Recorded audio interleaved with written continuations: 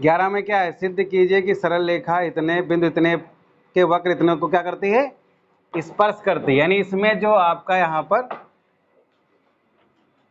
दे रखा है कि कोई समीकरण है आपका, है ना, या वक्र है जो x की पावर n अपान a की पावर n प्लस y की पावर n b की पावर n बराबर, ये कोई वक्र है, ठीक है। और इस वक्र को a, b बिंदु पर, ठीक है, एक कोई रेखा स्पर्श करते है जिसका समीकरण आपको प्रूव करके लाना है कितना, x upon a plus y upon b बराबर 2। तो जैसा कि जानते हो सबसे पहले क्या करना होता है, कोई भी वक्र दिया होता है जिसका हम एक बार x के सापेक्ष क्या कर लेते हैं, अवकलन। और x के सापेक्ष जब अवकलन कर लेते हैं, अवकलन करके क्या प्राप्त होता है? जो स्पर्श रेखा हमें ज्ञात करनी है उस स्पर्श रेखा की प्रवणता, कब, जब बिंदु ये वाला दिया बिंदु संतुष्ट कर लेते हैं। और जब रेखा की प्रवणता पता हो जाती है और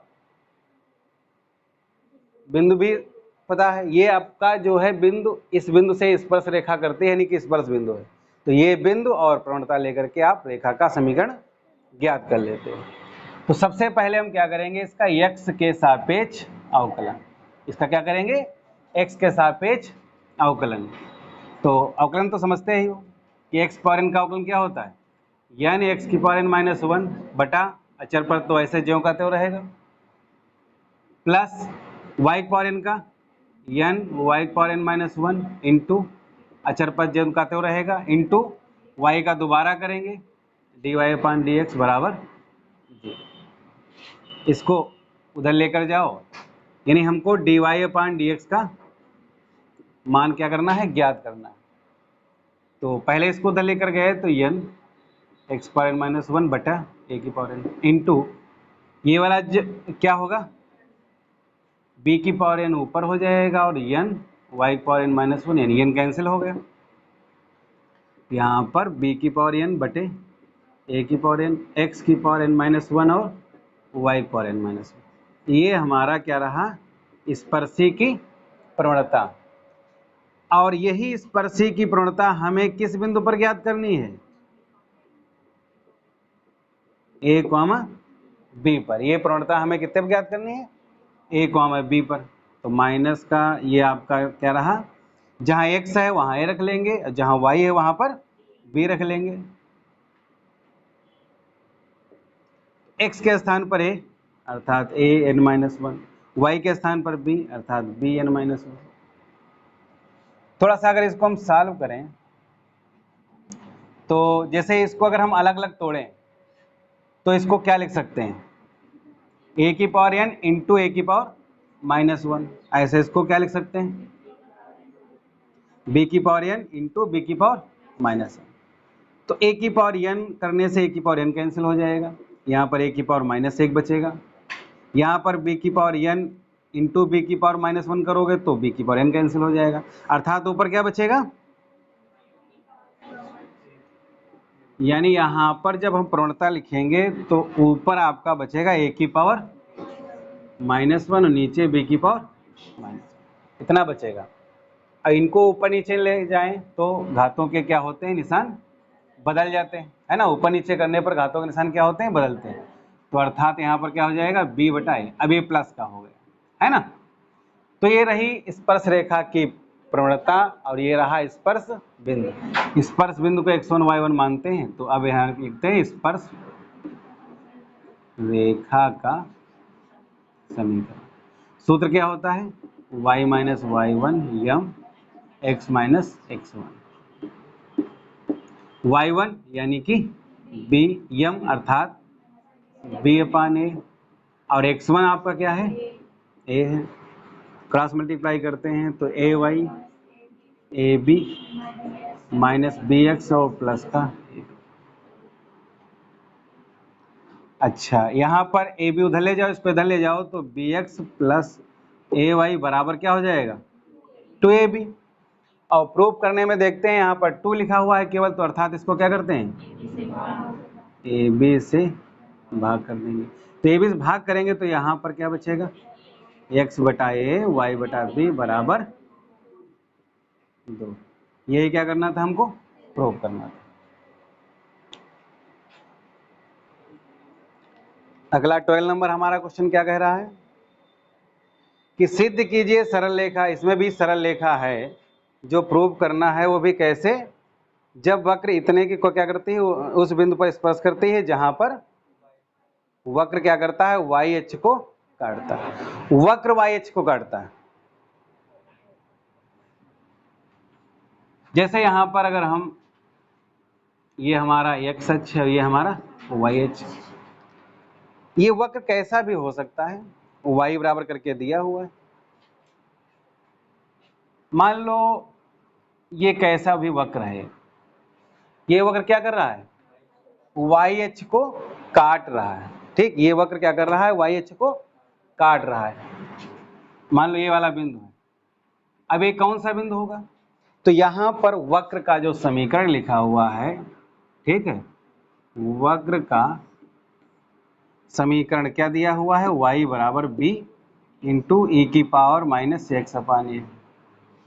ठीक है, ये वक्र का समीकरण लिखा हुआ है। और ये वक्र का समीकरण क्या कर रहा है, वाई एच को किसी बिंदु पर काट रहा है। जैसा कि हम लोग जानते हैं, अगर वाई एच पर स्थित बिंदु जानना है तो उसमें एक्स की वैल्यू कितनी होनी चाहिए, 0।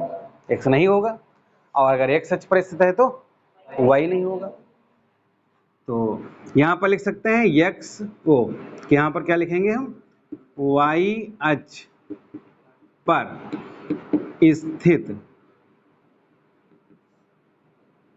बिंदु के लिए क्या करना होगा, x बराबर 0 रखने पर वक्र को, अगर हमें y पर कोई बिंदु जानना है तो वहां पर क्या करना होगा,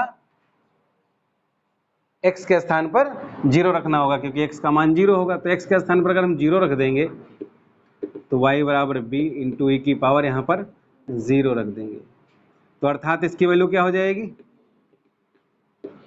ई की पावर 0। अब हम जानते हैं किसी की पावर 0 हो तो उसका मान क्या होता है, 1। तो यहाँ पर जो y का मान आएगा वो क्या आएगा, b। यानी यहाँ पर देखा जाए जो स्पर्श बिंदु है या वक्र का y पर स्थित बिंदु है वो क्या है, 0, b। अर्थात ये वाला बिंदु जो है हमें प्राप्त हो गया 0, b। इसी बिंदु पर हमें क्या ज्ञात करना है, स्पर्श रेखा का समीकरण ज्ञात करना है। तो स्पर्श रेखा का समीकरण ज्ञात करने के लिए हम लोग जानते हैं, अगर हमें एक बिंदु प्राप्त हो जाता है तो उससे हम क्या कर लेते हैं, रेखा की, स्पर्श रेखा की प्रवणता ज्ञात कर लेते हैं। प्रवणता कैसे ज्ञात होती है, दिए वक्र के अवकलन करने से, है ना। तो अब यहाँ पर क्या करते हैं, समीकरण 1 का x के सापेक्ष क्या करते हैं, अवकलन। तो समीकरण 1 का अगर x के सापेक्ष अवकलन करोगे तो यहाँ पर dy अपान dx, b तो अचर पद ऐसे ही रहेगा, यहाँ e की पावर x का अवकलन करा जाएगा। तो e की पावर x का अवकलन क्या होता है, उतना ही रहेगा, इनटू इसका हम क्या करेंगे, दोबारा अवकलन करेंगे। तो दोबारा अवकलन करेंगे तो क्या होगा, इसका दोबारा करेंगे तो x का 1 हो जाएगा और अचर पद ऐसे रहेगा। यानी यहाँ पर माइनस का b अपान ए इंटू ई की पावर माइनस एक्स अपान ए, ये रहा इसका अवकलन। और हमें क्या ज्ञात करनी है, स्पर्श रेखा की प्रवणता, किस बिंदु पर, वो भी 0, b पर। तो x के स्थान पर 0 और y के स्थान पर b, तो यहाँ पर b अपान a, और यहाँ पर x ही तो दिए, y दिया नहीं है, तो 0 अपान a। तो यहाँ पर भी इसकी तरह e की पावर 0 बचेगा, और किसी की पावर 0 हो तो उसका मान 1 होता है। अर्थात यहाँ पर क्या बचेगा, b अपान a। यानी यहाँ पर प्रवणता हमें पता हो गई, b अपान a, और स्पर्श बिंदु पता हो गया, a upon a, b, 0, b। अच्छा ठीक है, तो इन्हीं बिंदु और a प्रवणता लेकर के हम स्पर्श रेखा का समीकरण ज्ञात कर सकते हैं। कर लीजिए।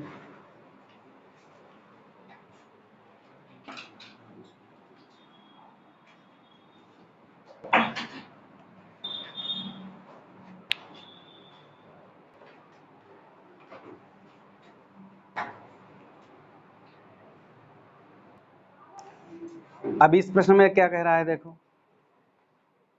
कि वक्र y स्क्वायर बराबर x, यहां पर जो 13 नंबर में आपका वक्र दिया हुआ है ना, कैसा है, y स्क्वायर बराबर x। तो ये वक्र कैसा होता है, परवलय का होता है ना। ये समीकरण काहे का है, परवलय का है। y स्क्वायर बराबर x होता तो कुछ इस तरीके से बनता है ना। अब यहां पर क्या कह रहा है कि उस बिंदु पर स्पर्श रेखा खींचो, उस बिंदु पर स्पर्श रेखा खींचो जहां पर स्पर्श रेखा क्या करती है, x अक्ष से 45 अंश का कोण बनाती है। मान लेते हैं यहां पर कोई बिंदु है जिस बिंदु से स्पर्श रेखा खींची गई है और ये स्पर्श रेखा x अक्ष से कितने अंश का कोण बना रही है, 45 अंश का कोण बना रही है। ठीक है। अब यहां पर स्पर्श रेखा, पिछले सवालों में क्या होता था, स्पर्श बिंदु हमें पता होता था, स्पर्श बिंदु पता होता था तो अवकलन करने के बाद वही बिंदु हम रख लेते थे जिससे प्रवणता पता हो जाती थी और हमें बिंदु पता ही होता था और प्रवणता और बिंदु लेकर के हम रेखा का समीकरण ज्ञात कर लेते थे। इस प्रश्न में हमें बिंदु पता है, नहीं पता, लेकिन बिंदु नहीं पता होगा तो उसके चेंज में कुछ ना कुछ पता ही होगा। जैसे कल आपने प्रश्न लगाए थे तो उसमें क्या देखा था, स्पर्श रेखा के समांतर रेखा दी थी, तो समांतर दी हो तो प्रवणता आपको ज्ञात हो गई है ना, बना लिया गया कि हाँ समांतर रेखाओं की प्रवणताएं क्या होती हैं, बराबर। और या तो उसके लंब दी हो तब भी हम प्रवणता ज्ञात कर सकते हैं, या यहाँ पर कोण दिया है तब भी प्रवणता ज्ञात कर सकते हैं ना। प्रवणता ज्ञात करने के कई तरीके होते हैं। प्रवणता ज्ञात होने से आपको स्पर्श बिंदु भी क्या होगा, ज्ञात हो जाएगा। यहाँ पर जैसे देखा जाए तो स्पर्शी की प्रवणता हम ज्ञात कर सकते हैं क्योंकि यहाँ पर स्पर्शी क्या कर रही है, x अक्ष से 45 अंश का कोण बनाती है। तो जब हमें कोण पता होता है तब सूत्र क्या होता है, m बराबर tan थीटा, और थीटा यानी कि 45 अर्थात कितना, 1। यानी यहाँ पर जो स्पर्श रेखा है उस स्पर्श रेखा की जो प्रवणता है वो कितनी होगी, 1 होगी। यानी प्रवणता हम जान गए।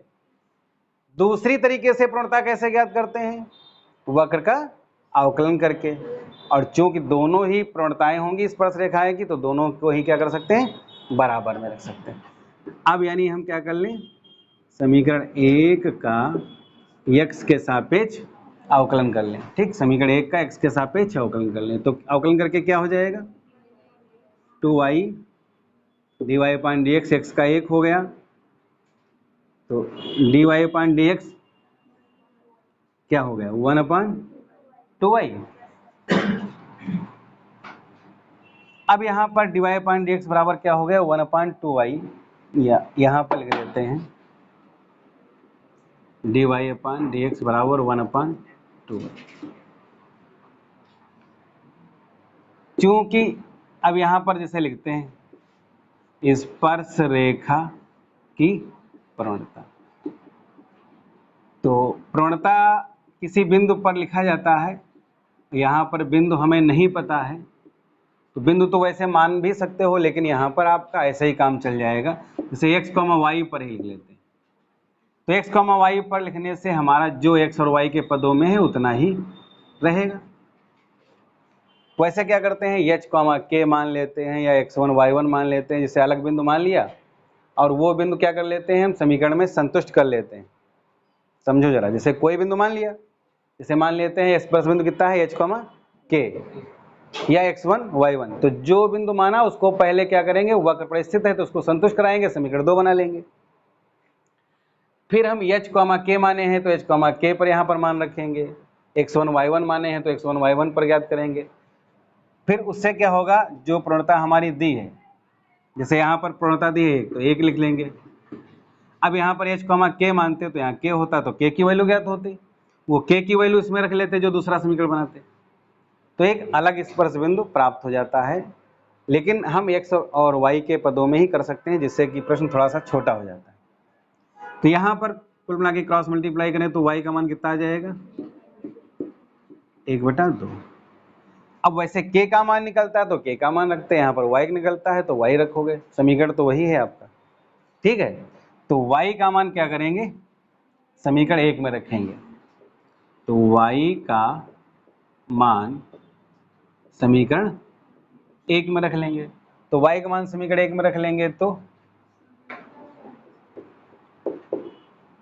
x बराबर, यानी जो स्पर्श बिंदु हुआ, जो स्पर्श बिंदु हुआ वो कितना हुआ, 1/4, 1/2, ये स्पर्श बिंदु हुआ। अच्छा, इस सवाल में हमें स्पर्श बिंदु ज्ञात करना था या स्पर्श रेखा का समीकरण ही ज्ञात करना था, स्पर्श बिंदु ज्ञात करना था, तो यही हमारा आंसर हो गया, है ना। यहाँ पर 14 नंबर में क्या आप पढ़ रहे हो, देख रहे हो कि वक्र कोई दिया हुआ है, ठीक है, ये वक्र y बराबर क्या दिया हुआ है, x² + 3x + 4। ये वक्र कैसा भी हो सकता है, यहाँ पर ये ना आपका वृत्त है ना कोई, अगर है ना देखा जाए तो कैसा हो सकता है, x के पदों में द्विघाती है तो ये भी आपका एक परवलय ही है, ठीक है, ये भी क्या है आपका परवलय ही है। तो इसका मानक समीकरण बनाना पड़ेगा, लेकिन आवश्यक नहीं बनाने, यहाँ पर हमको अवकल समीकरण की सहायता से लगाना है ना। तो एक प्रकार से क्या है हमारा, कोई एक परवलय है। तो ये परवलय एक ऐसा है कि जिसका जो मानक समीकरण होगा बनाया जाएगा, और उसके बाद जब इसको ग्राफ से दर्शाया जाएगा तो इसका केंद्र जो होता है शीर्ष, वो 0,0 नहीं होगा, वो कुछ और होगा। जैसे मान लेते हैं ये कोई एक परवलय है जिसका ये समीकरण है, ठीक है। अब सवाल क्या कह रहा है, प्रश्न कह रहा है कि इसके किसी बिंदु पर एक स्पर्श रेखा खींची गई है, जैसे मान लेते हैं कोई एक ऐसा बिंदु है, ऐसी खींची गई है जिससे वो स्पर्श रेखा कहाँ से होकर जा रही है, मूल बिंदु यानी 0,0 से होकर के क्या कर रही है, जा रही है, ठीक है। यानी एक वक्र है आपके पास, उस वक्र के किसी बिंदु, ऐसे बिंदु पर रेखा स्पर्श करती है कि जो जब खींची जाती है, जाती है, वो कहाँ से जाती है, मूल बिंदु से होकर के जाती है। तो यहाँ पर सवाल थोड़ा सा चेंज हो गया, पहले कुछ सवालों में क्या था, स्पर्श बिंदु ही पता होता था, फिर क्या देखा आपने, प्रवणता पता होती थी। यहाँ पर ना तो स्पर्श बिंदु पता है और ना ही आपको प्रवणता पता है, ये पता है कि ये जो आपका समीकरण है वो कहीं से अलग से बिंदु से क्या कर रहा है, जा रहा है। ऐसे प्रश्नों में आपको स्पर्श बिंदु मानने के लिए, मतलब आपको मानना ही पड़ेगा इसमें, तब काम चल पाएगा, ठीक है। तो मान लेते हैं, माना वक्र पर स्थित बिंदु कोई क्या है, h, k है, ठीक। मान लेते हैं वक्र पर स्थित कोई बिंदु क्या है, h, k है, जहां से स्पर्श रेखा क्या करती है, स्पर्श करके, ठीक है, स्पर्श करके मूल बिंदु से जाती है, मूल बिंदु से क्या करती है, जाती है, ठीक। स्पर्श करके कहां से जा रही है, मूल बिंदु से।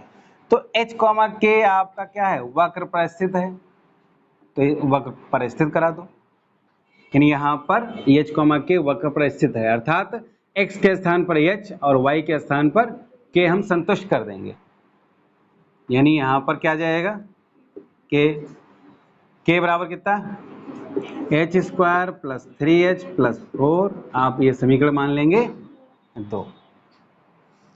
फिर उसके बाद मेथड वही रहेंगे कि हमें ये पता है स्पर्श रेखा 0,0 से पता है जा रही है, लेकिन स्पर्श बिंदु भी पता हो गए, मानक मतलब है पता हो गए।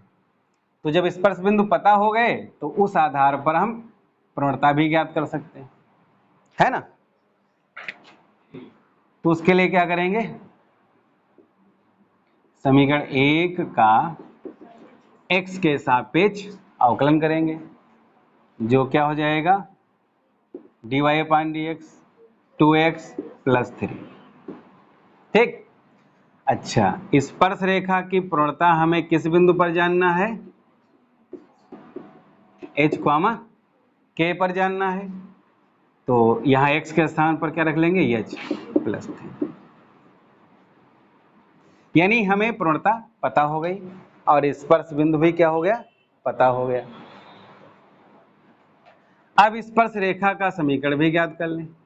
स्पर्श रेखा का समीकरण, तो स्पर्श रेखा का समीकरण y माइनस y1 यम x माइनस x1, y1 यानी कि यही तो बिंदु x1 y1 हुए, तो y1 यानी कि के यम का मतलब क्या है?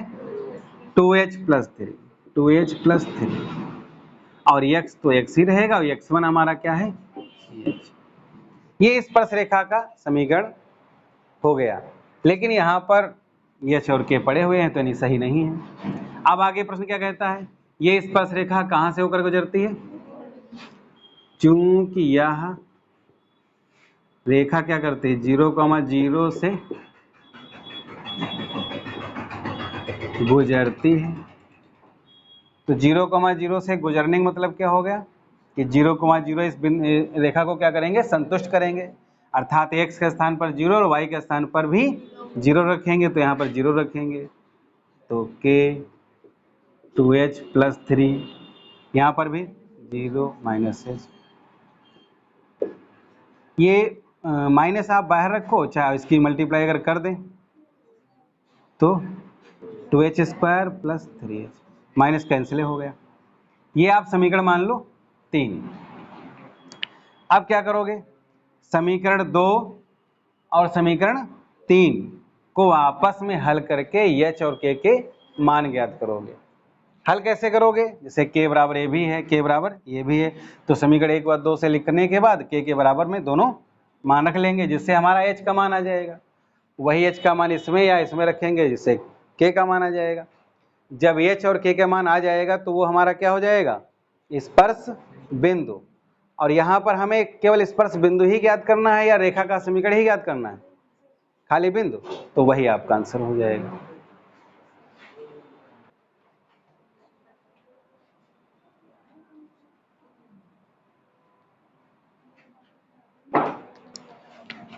अब यहाँ पर हम लिख सकते हैं समीकरण 2 व 3 से, दोनों को बराबर में कर सकते हैं, है ना?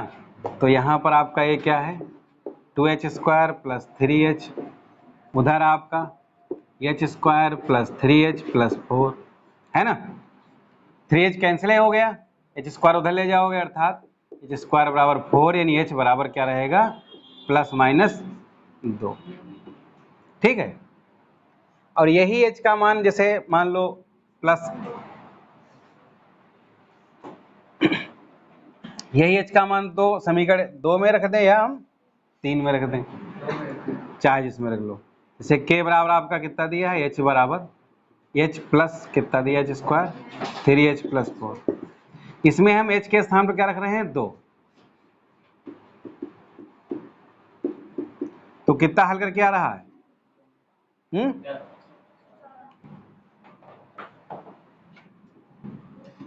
यानी यहाँ पर जो बिंदु आया हमारा 2,14, या अगर हम -2 रख लेंगे तो -2 रखने से कितना आ जाएगा? हैं?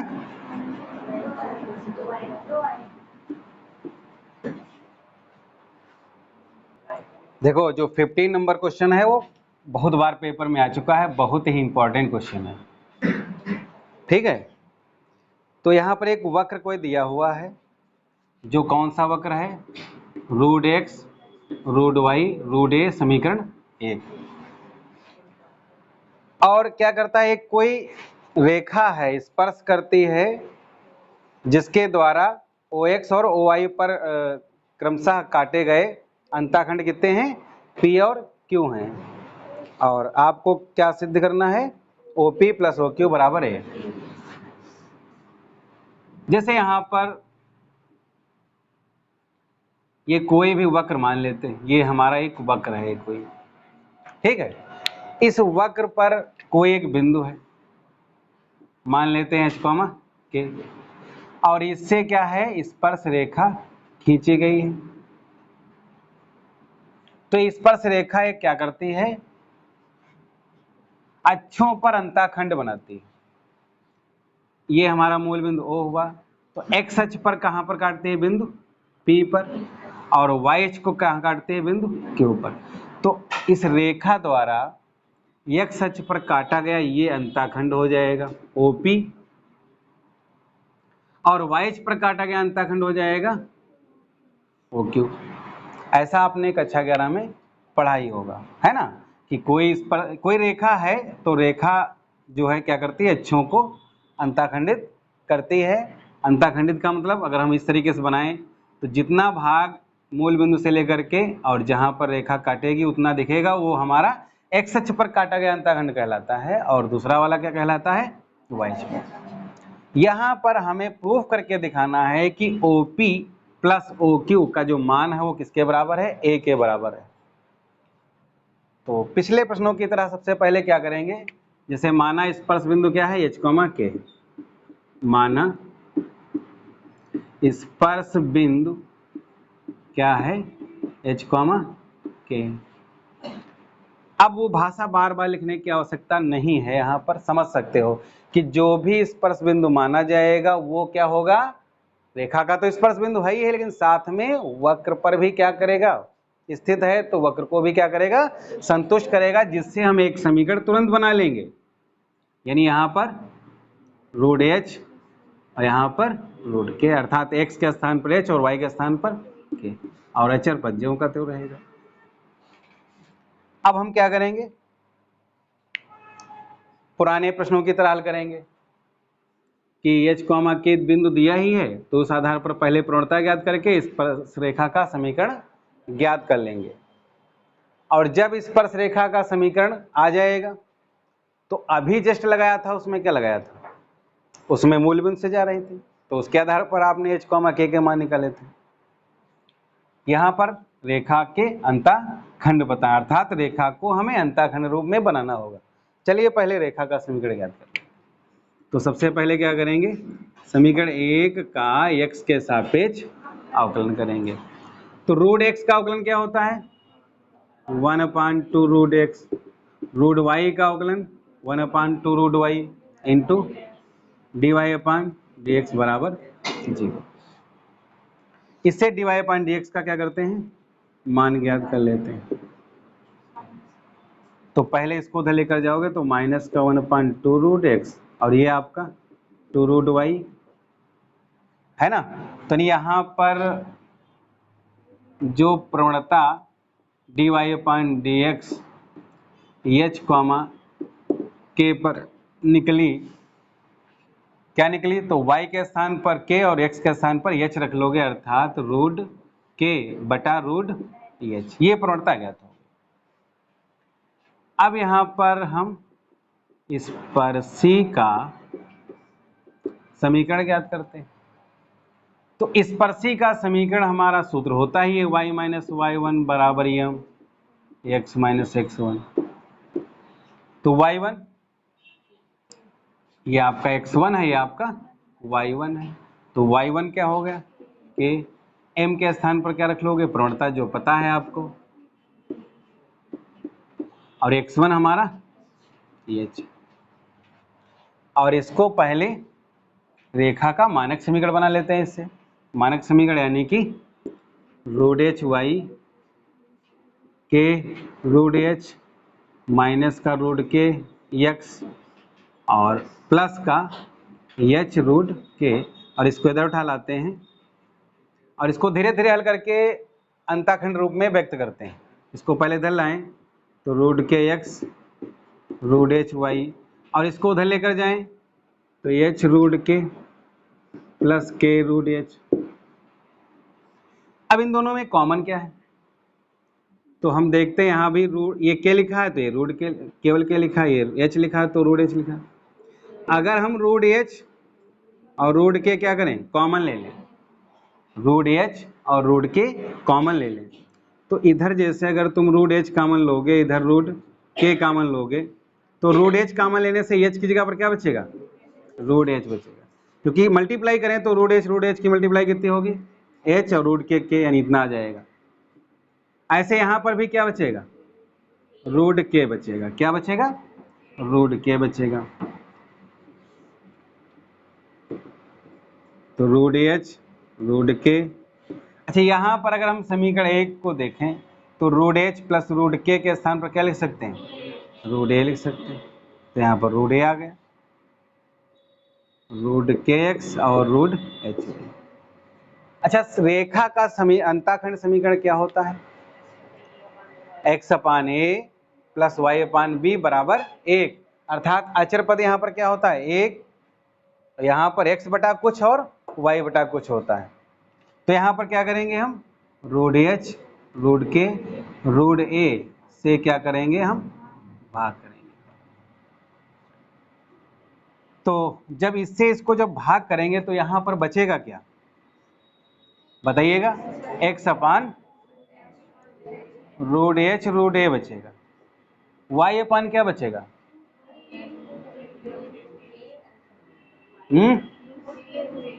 रूट के रूट ए बराबर 1।